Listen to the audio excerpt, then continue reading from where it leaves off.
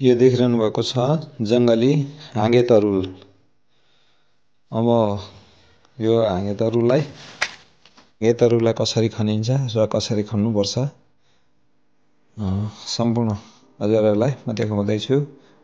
अलिकति गोलाई चाहिँ ठुलो बनाएँ र यसको यो चाहिँ टुप्पो हो, यो काटेर एक बितादेखि काटेर यो फेरि बिउ निकाल्न सकिन्छ पछि अघिल्लो वर्षको लागि।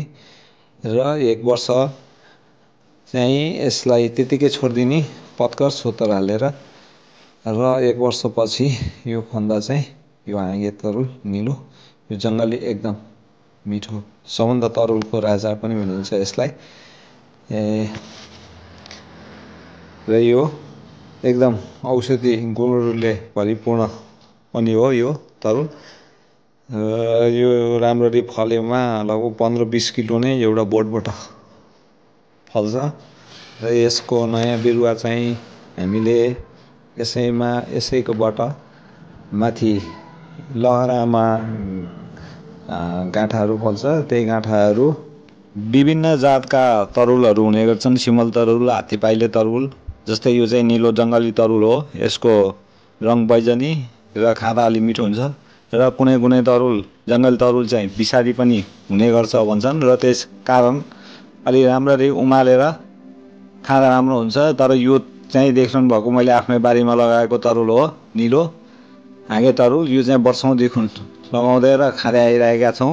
यसलाई चाहिँ डाइरेक्ट पकाएर खान पनि मिल्छ। र यो तरुल भयो भने राम्ररी एउटा बोटमा 15-20 किलोसम्म फल्ने गर्छ।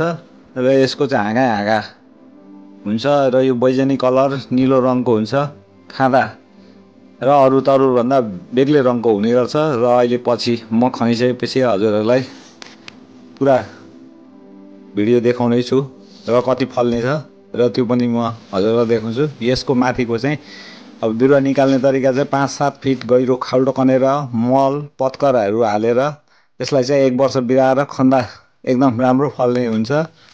र यो चाहिँ विशेष गरी एकदम महँगो पनि हुन्छ। यो तरुल चाहिँ विशेष गरेर यो तरुलको अलिकति पोस्टिज राम्रो नै हुने गर्छ।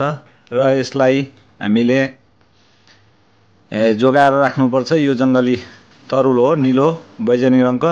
र यो खनिसकेपछिको यो भिडियो हेर्नुहोस्। यो चाहिँ एकदम रातो निलो बैजनी कलरको हुन्छ। यो लगभग 15-20 किलो जति फलेको छ यो तरुल। एक वर्ष बिराएर खन्दाखेरि चाहिँ एकदम राम्रो हुन्छ। यसको गिट्ठा पनि निक्लिने गर्छ र गिट्ठाबाट पनि नयाँ बिरुवाहरू निकाल्न सकिन्छ।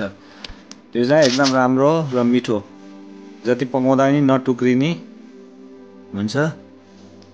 यो चाहिँ एकदम शरीर र स्वास्थ्यको लागि राम्रो र मिठो पनि, र फल्न पनि धेरै फल्छ। यो हाँगे तरुल निलो बैजनी रङको यो चाहिँ खनिसकेपछिको दृश्य हो।